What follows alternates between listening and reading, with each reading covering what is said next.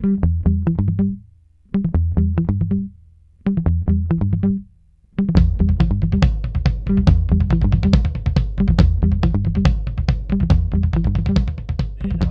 everybody. My name is Scott Melbourne. I'm the director of the Schneider Museum of Art. And this afternoon, I have the pleasure of speaking with Justin Favela, our fall 2019 visiting artist and scholar and teaching resident. We like to use the acronym VAST. For the sake of time, I will forgo the artist CV since many of us know Justin and his accomplishments. Please note that I have you all on mute. If you have questions, please use the chat box at the bottom center to write your questions. We should have time at the end to revisit some of those questions and maybe some questions during the conversation. In this conversation with Justin, I'd like us to revisit his exhibition Together Juntos, discuss his experience leading a few of our free family days, as well as his Provecho installation for the Prudential Center in Boston, Massachusetts, that was made here at SOU along some of our students. Following that, I'd like us to talk about our current times of COVID-19, as well as the Black Lives Matter protests and what this means for many artists. Hi, Justin. Hello, thanks for having me. How are you? I'm great. Considering what's going on in the world, I'm healthy. My family's doing great, and just taking it day by day. I'm so glad to hear that. Okay, what I'm going to do is I'm going to share my screen, and I'm going to share some images from your installation and Free Family Day. And then when we get to the Provecho, I have the Now Here site, and that little 1-minute promo video will play. Okay.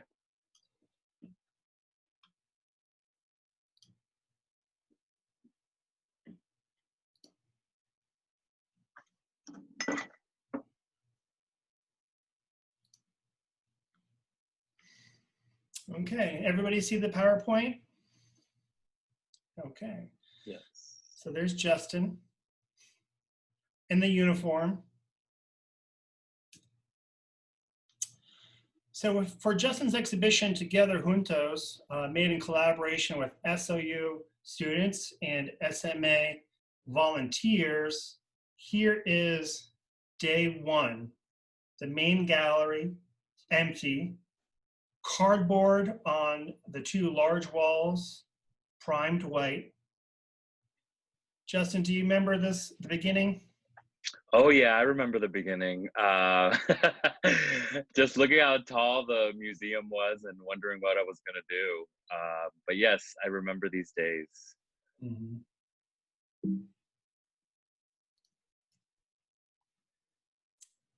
Let's see here. Okay, so week 6. Okay, so we go from week 1, week 6. What is going on here? Well, by this point, the students had already, we've already conceptualized the show. So the idea behind Together Juntos was to bond over our favorite food and our family tradition. So all the students were prompted to bring images of traditional foods during holiday times that their families enjoyed.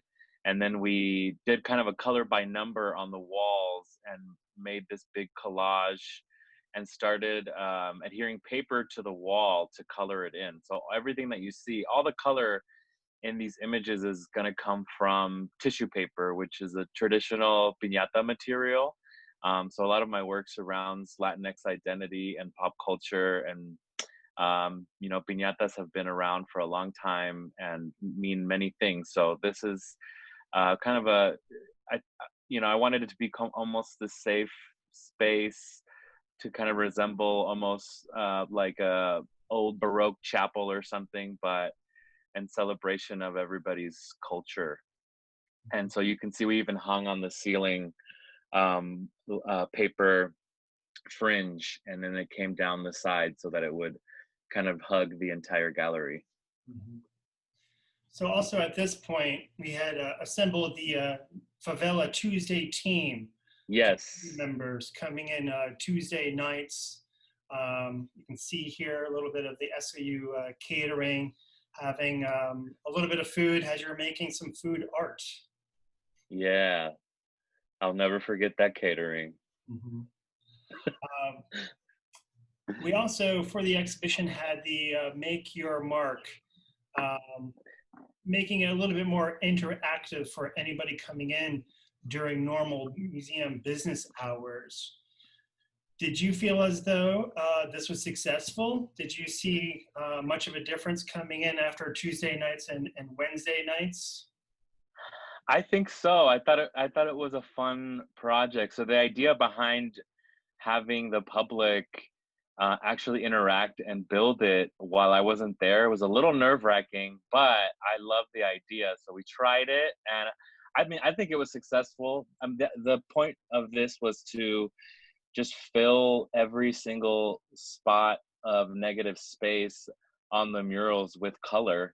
And you can, that's symbolic in many ways, but it was a chance for the public to be part of the process if they couldn't come in on Tuesdays or when I was there. Mm-hmm. Okay, brings us to week 10. What do we see going on here? Wow. So by this time, the students in the class were asked to start building their own food sculpture. So we wanted to fill the entire room with giant food sculptures because I'm obsessed with just taking up as much space as possible in institutions, and y'all let me do whatever I wanted. So I took up the entire room. So you can see a big flower arrangement there. That was my contribution to the sculptures. It was actually a blown up version of a paper flower arrangement a volunteer named Donna made. And then you can see Ty, one of the students, made a big popcorn, a giant popcorn bag with popcorn spilling out. So you can kind of see that. And everything is made out of piñata materials like cardboard, balloons, paper mache. And I feel like that was the funnest part of it for me, was helping the students problem solve. Like, how are we going to make this giant thing with just these materials? Because, I think a lot of people see limitations as bad things, but limitations, can really be guiding, and you can make the best out of what you have. And I think that's really what this project was about. Oh my gosh, look at all this stuff. So you got a steak in the front, you have some ramen on the left there, some toast, avocado toast, ice cream, hot dog. Oh my gosh, I miss barbecues. Oh, so many great memories of this. Can you share some of your thoughts and feelings about working with the SOU students, working in this installation sculpture-based course, turning the museum's main gallery into a living, breathing classroom? Can you talk a little bit about the relationships or rapport you feel as though were created and established between you and the students? Yeah, it was the first time I ever taught a class like this, and I really wanted the students to think out of the box and just think creatively, and problem solve. And it was really interesting just to see everybody's kind of thought process behind it, and everybody's work ethic, and just how people took the assignment. And so it was very eye-opening to me, because I thought I was there teaching them, and in reality I learned a lot from the way that the students constructed everything, because some of them just went all in, and just really impressed me with their sculptural skills. But yeah, it was it was fun to have a class there at the inception of the concept of this exhibition, and then for them to realize it. I don't think I ever had an opportunity to do that in school, other than like, a little solo show in a side gallery or something. So just to be part of the process of actually pulling off an exhibition, I think that's really what I wanted to share with that class, that full experience. Mhm. Yeah, and this took us right to the end of the term, in which there was like a week or two left Hmm. to see this work and its completion. Although I feel as though the process was a huge part of um, viewing the art and witnessing the art and everything going on. We'll share some detailed shots. I really loved these chopsticks and what I believe is a ramen dish, correct? Yeah, yeah, they were gonna make a bowl for it, and I said, "Don't, just put it all on the ground." I thought it was way funnier just to have everything kind of slopped on the ground, and they did a great job, kind of using cellophane, which I had never used before, to describe the liquid. Another beautiful shot.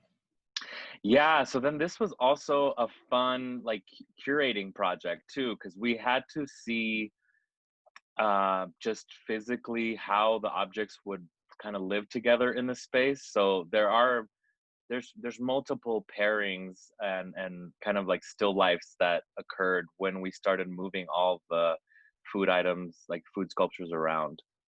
And I think this one's really great. Mhm. Oh, that's a good shot.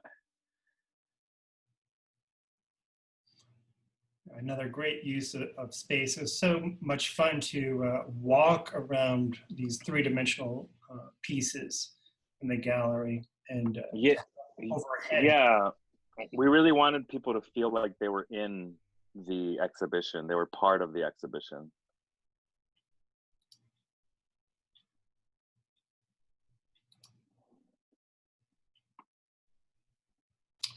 Um, Free Family Days, the Schneider Museum of Art, throughout the academic year, we attempt to host at least one free family day a month, a Saturday from 10 a.m. to 1 p.m. And this past year, thanks to the Rotary Club of Ashland and City of Ashland grants, we were able to do that, host a free family day every month. And for the fall during your residency, you gladly agreed to come on as the guest artist, working on Saturdays. And can you talk a little bit about that? How you felt about kids and families and coming in and making art alongside you? It was fun. It was actually um, it was interesting having the Tuesdays where Oh, hold on, Justin. I think you're muted. Can you unmute yourself? oh, weird. Hello, can you hear me? Yep. Okay. It was interesting. Oh, it was fun. It was so different than the Tuesday days because the work days, because it was mostly adults helping me those days, and then having the kids was a whole other dynamic. And it's interesting to see people given permission to like add something to a painting in a museum, or given permission to play with paper and make a sculpture. And so it was fun for me to see the kids just kind of go for it, and then the adults slowly getting into it. And there was several family days. Well, there was two, right, that we did. But I remember on the second one, I felt like the adults were more into making the collages than the kids were. And I thought that was really awesome. Just to let everybody play, and just to see, a lot of these people that probably haven't made anything in a very long time realize that you don't have to be a professional artist to have fun and get some joy out of making something. Yeah, it's such a special part of our free family days. Not only are parents looking for activities to do with their kids, have them engaged for a few hours, but the power of working with your hands, in which, as you do so, you learn more about the artwork on view. the ideas, materials, the processes, the inventiveness, the creativity.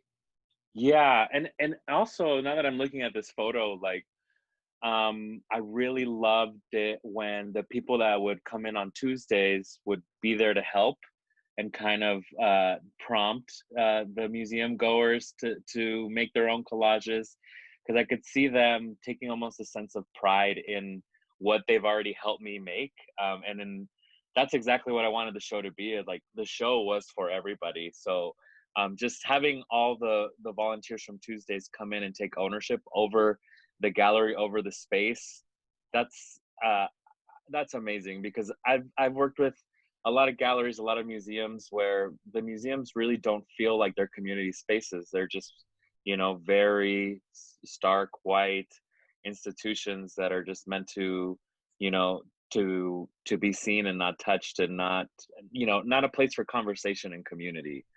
Yeah.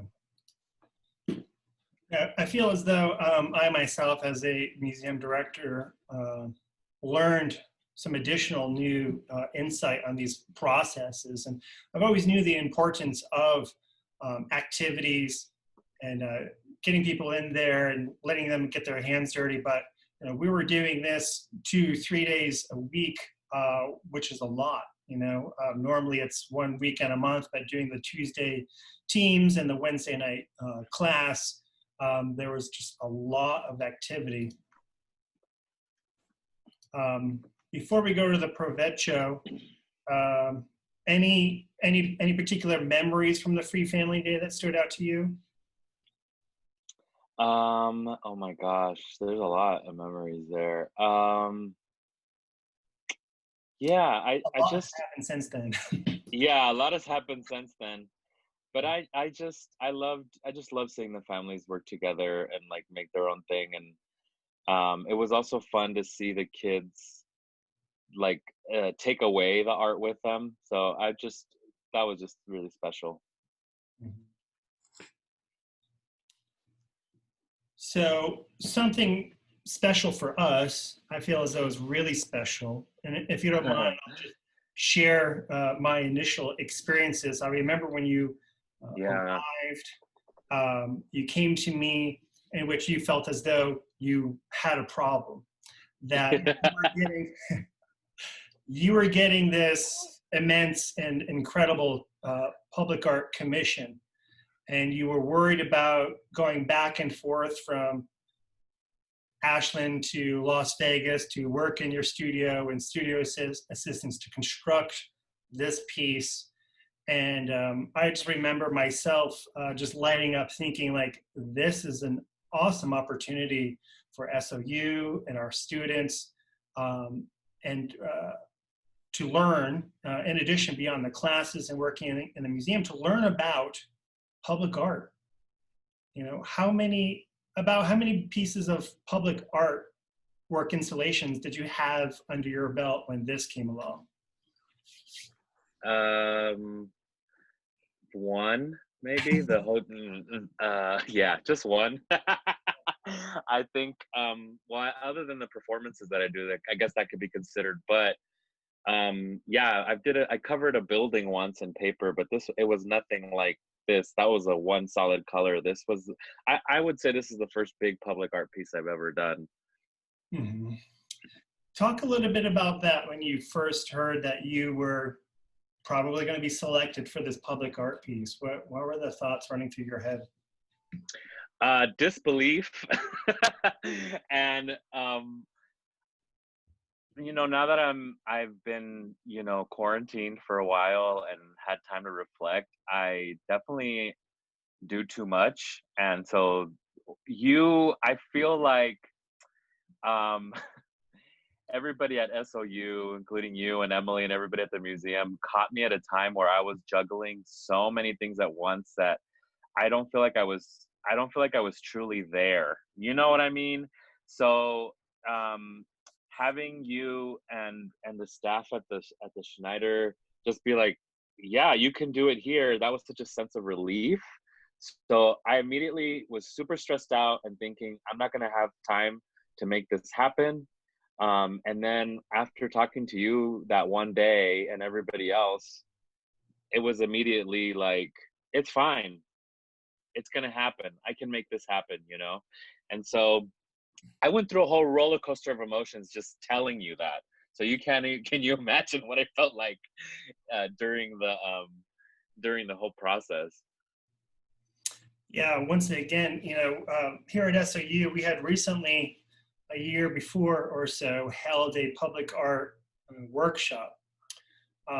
So then to have an opportunity for some of our students to get into the nitty gritty and ask you, the detailed information about applications and public art and witnessing the process, it really breaks down a lot of which I think artists are scared of public art. And it's something, as you said, you had one before under your belt and you're surprised that you got this one. It is really hard for artists to break into public art because it's so competitive that, if you've never done a public art, you're never going to be able to do a public art. So it's these stepping stones and the application processes and for artists to be talented and good at coming up with budgets and spreadsheets. So this was an excellent opportunity. I'm going to share this 1-minute video with everybody, and then we'll talk a little bit more about it. When I was thinking of the Prudential Center, I wanted to celebrate the Latinx community and then make this really colorful, vibrant, and also abstract piece. It dramatically changes the space. It's something quite new and invigorating. I especially love the avocado, the colors, and I would have to say the textures as well, just like with the air, creating the movement.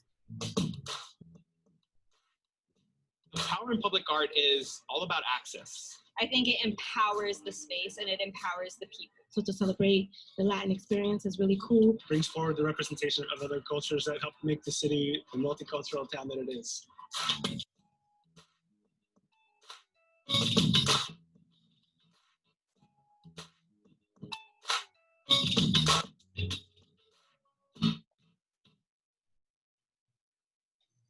Okay, so that came down in March 2020. How did that end? It's actually still on view. So, it is. Okay. Yeah. So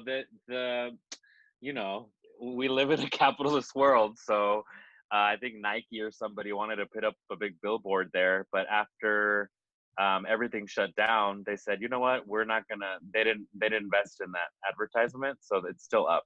So if anybody you know is in Boston and they go for walks downtown, they can still check it out. It's on the south side of the Prudential Center. Mm-hmm. Yeah. So, what are the effects of COVID-19 having on their programming? They seem to do a lot of artist programming, and for your piece to still be up. How are they doing? Do you know? Are they keeping you informed? Yeah. So it's been minimal communication, but it's just because I think everybody's trying to figure out what's happening right now.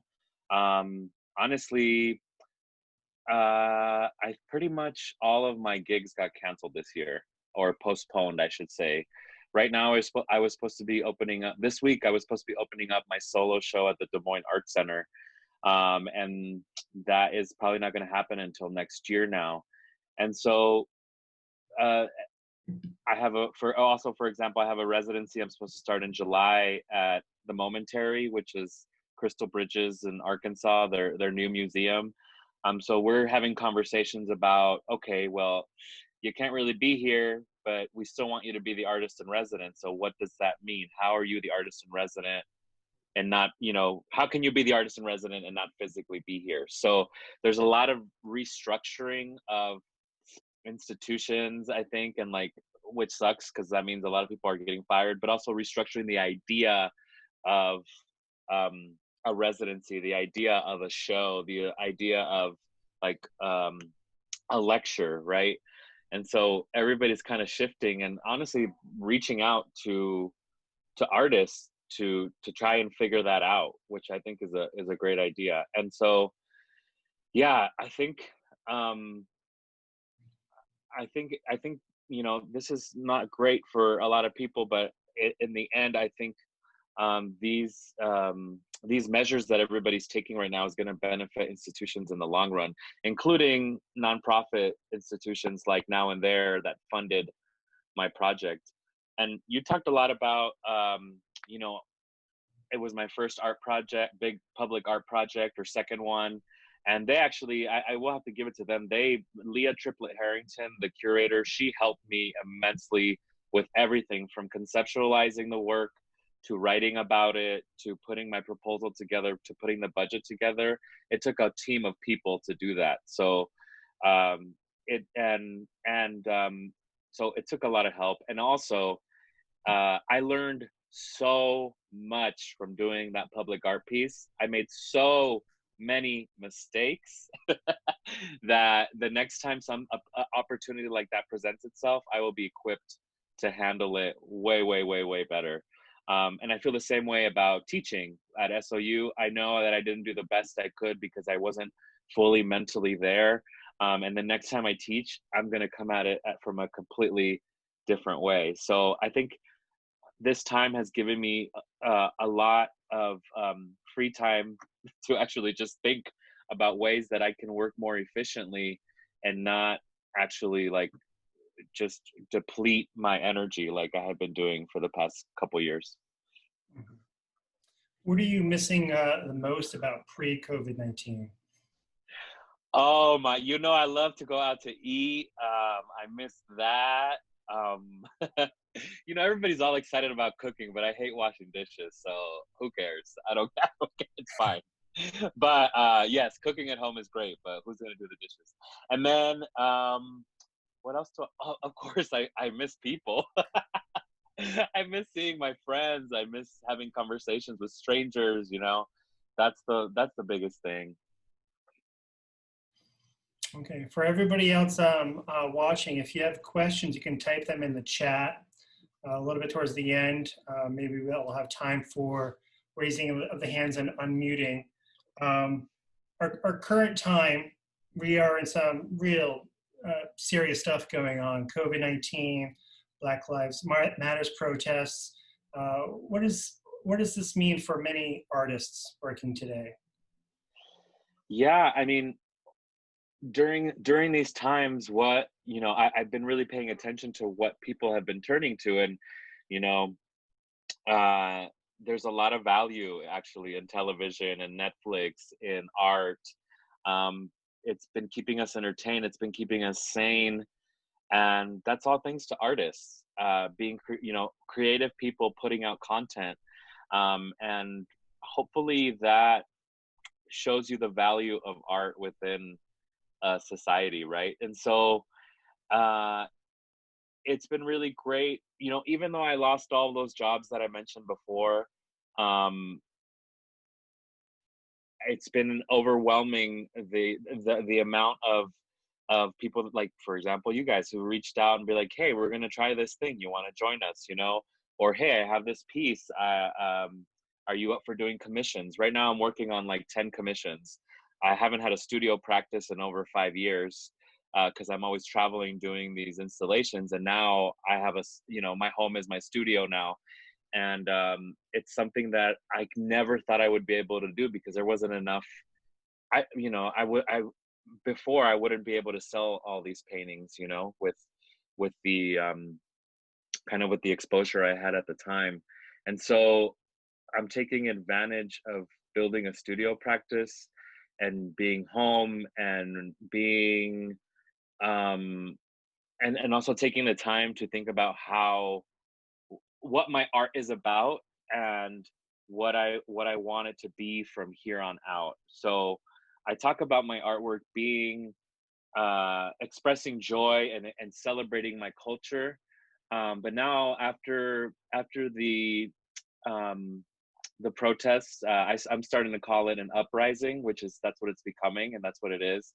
After after just this past week, I've realized that you know, my work is political. My work is to me is political, and it is about representation and institutional inclusion. But um, I don't think that on the surface it reads that way. So I'm also thinking, okay, you know, I'm in a safe space. It's time for me to really be a little bit more radical and express my views. And I'm saying that because right now, seeing the responses my family has, the people that I grew up with, to what's happening, and realizing how racist and anti-Black people within my own Latino community are, I realize there's a lot of work that I need to do, because you know, there's a lot of hate out there, and it's just because of, you know, the protections that a lot of people have because of white supremacy. If you're just realizing what's happening right now, it's because you've been protected under that veil for many years, and I for your whole life, and I am also one of those people. So that's in the back of my head right now, and um, I'm going to be honest. The last 4 or 5 days have been really difficult because um, there's family members that won't talk to me anymore because it's our responsibility as non-Black allies to be accomplices and to feel uncomfortable right now. And so I've been having very uncomfortable conversations on the phone with ignorant family members of mine that are posting really messed up stuff on Facebook. But if I don't do it, nobody else is going to do it. And so starting from your own home is where we need to be right now, and it's where we should be because of COVID-19, right? So this is how we can make a difference in a really, really big way, you know. So that's, I mean, to answer your, I don't remember what the question was, but to answer the question, that's what I've been thinking about lately, as of the last couple of weeks. Mhm. I know that, you know, we're still at the beginning stages of what we're dealing with COVID-19, Black Lives Matters protests, but what are you hopeful for the future?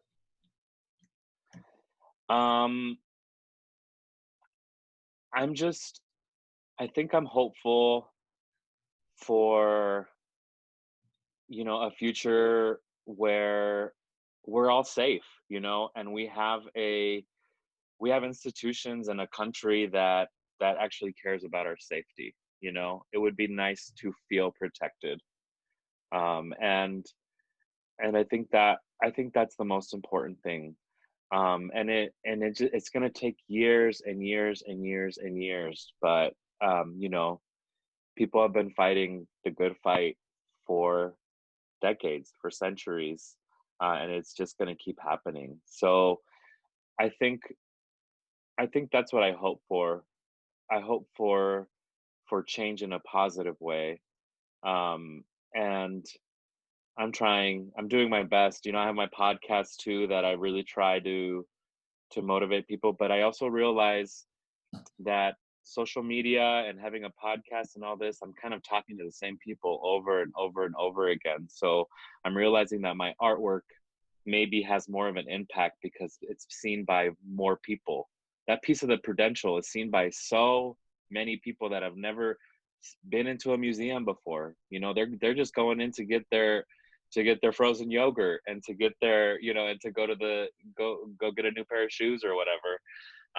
And so I'm thinking about public art. I'm thinking about what if I have an opportunity again to show in a big institution, what do I really want to say, you know? So yeah. When you were working on the Provecho piece here at SOU, using the printmaking studio and working with a number of students, a few of those students were able to join you in Boston. Was that for the installation or just the celebration? Oh my gosh, that was incredible. I can't express. I can't even. It was so cool to see Rafa and who else was there? Isabel and Paige, and it was so great to have the students come because they didn't help install it. It was a big funded public art piece. There was engineers and production people there doing it. Thank God, because I was like, if I have to get into another cherry picker, oh my God, help me. So I do these huge installations and I'm afraid of heights. So I don't know why I keep punishing myself. But but no, they showed up to see the for the reception, which was really great. I'm glad they got to enjoy the reception and be there for the celebration. Because, you know, a lot of times we just work, and we never get to really enjoy the fruits of our labor. And that night was just pure fun. Okay. Now, you mentioned that you realized that your artwork will make a much larger impact as opposed to the Latinos Who Lunch podcast or the Art People's podcast. But do you have some new podcasts coming up? Well, yeah, the Latinos Who Lunch and Art People comes out every week. So every Thursday, check your podcasting apps. I come out with content every Thursday. I'm working on a third podcast, but that's kind of been on the back burner now. And that one is more, I'm thinking of it as a art piece, like soundscapes that I'm making. That one's just for fun for me. But yeah, so those podcasts are remaining very active, and I'm shifting my focus more onto Art People podcasts now, because you know, I just, there's a lot of Latinx podcasts that I know about doing really amazing work, and I realize that when you Google art podcasts, most of them are not very diverse. So I'm ready to jump in and start amplifying voices that you don't really hear on podcasts like, you know, the MoMA or Modern Art Notes or The Conversation, or there's all these podcasts that are just like white dudes talking about white dudes, you know? Yes. Well, we do have time for questions. If anybody from the participants, if you want to type in or if you want to speak, let me know.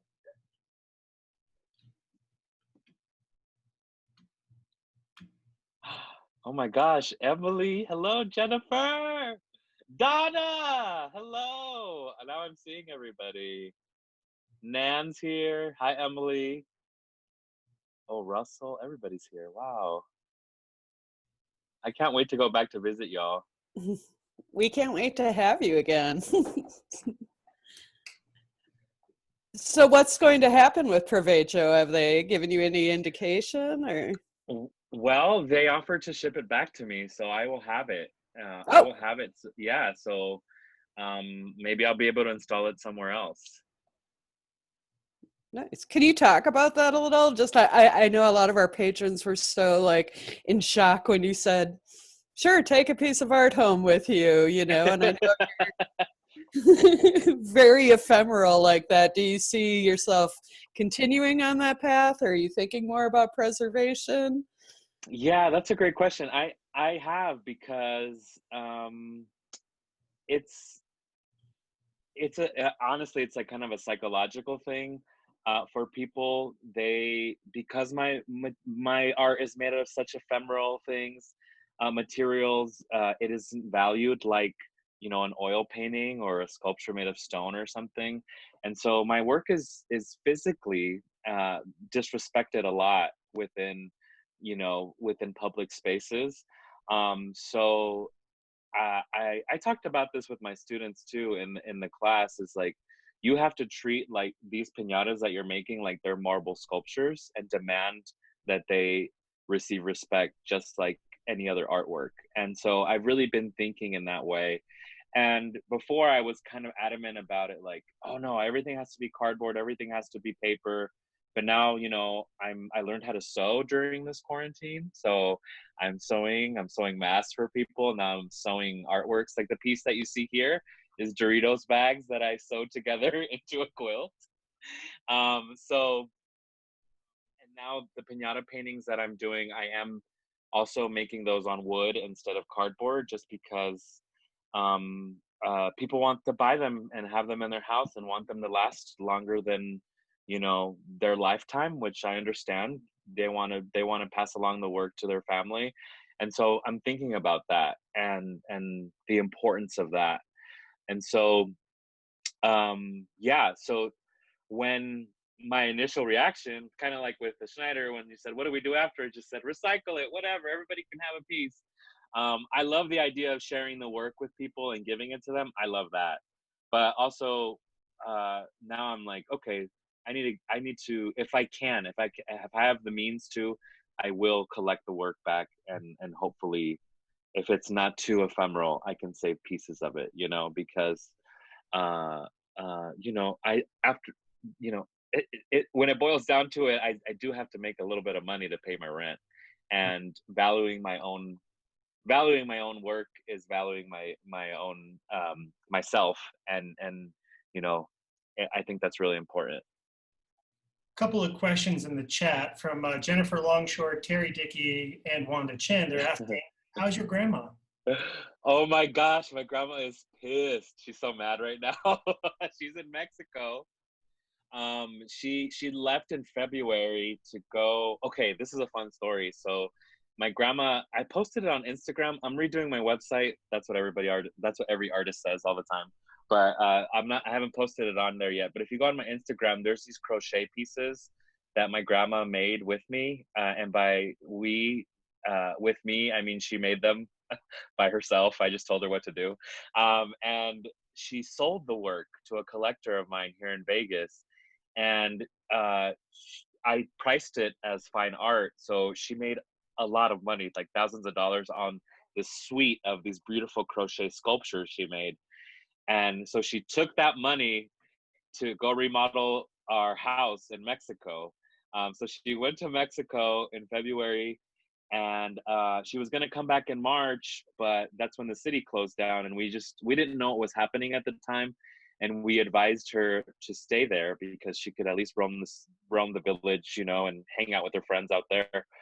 But that was in March. That was months ago, and she is now really, really, really wanting to come back.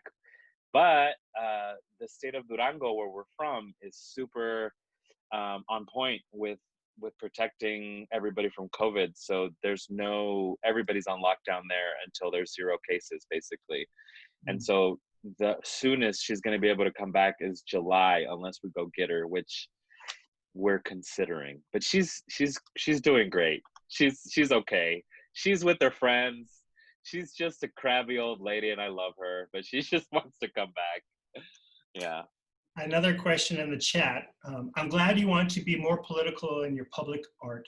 How do you see the differences in making the art between a commission and public art made by adults and families like at SOU? Oh, okay. No, I think I understand. I mean, it just depends on how you spin it, I guess, or how you think of it conceptually. I consider a commission something that I don't want to do, and that is a complete commission. So, for example, right now I'm working on a logo for some company that I don't know about, and my name's not on it. I'm just making this piñata logo thing, and I'm charging triple, quadruple what I normally would because I don't want to do it. But hey, that's a commission to me. A public art piece, that's my idea. That's not to me. That's just one of my works, and having people help on it can be part of the concept if that's what we're going for. I guess, even the work at the Schneider could be considered a public art piece in a sense. It's just inside, not outdoors. So yeah, I think I answered the question, right? Another question from the chat. In what way do you visualize a work that is out of your comfort zone, challenging status quo?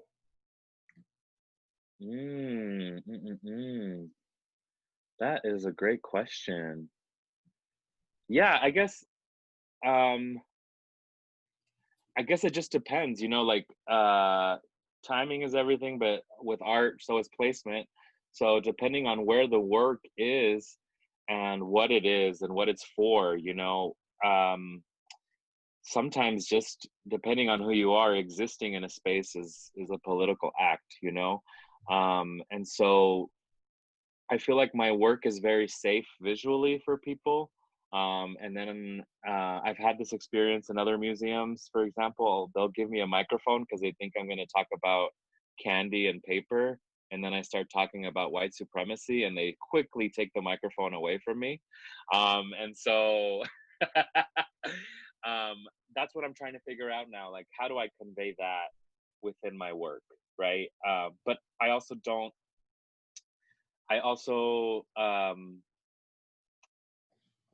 yeah, it's just a balance. You know, I really don't use text in my work. So I've also been thinking about actually using text now to have it be more direct and more accessible. Because not everybody reads museum text, for example, or goes on the website to read the description. And that's not really important either. You know, like, you don't have, if you go to a museum, you don't have to read about the work. You can just go and enjoy the paintings, you know? So that's a great question. That's something that I really need to think about and that I need to work out myself. And it's just going to be through trial and error. Mm-hmm. Just pointing out to all of the participants, Emily has put the link to Justin's Instagram. If you have an account and do not follow Justin, obviously we all want to follow Justin. Are there any other questions from any of the participants?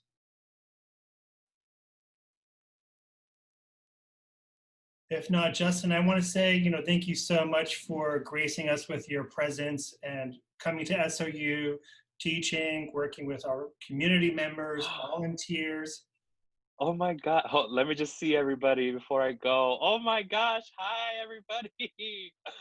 Oh, I'm going to cry. This is so nice to see everybody. I'm sure we will find a way Hi. to engage with you professionally. Yes. And your artwork again in the future. You know, I always like to think about the artists who went above and beyond and did really special things and connected with everybody. And you are a very special person and a fantastic artist. And we're really lucky to have had you. Oh my gosh. Thank you all so much. This was such a great experience, just seeing everybody and talking to y'all. Thank you. Okay, Justin, we will see you on social media and we'll talk to you soon. All right. Bye-bye.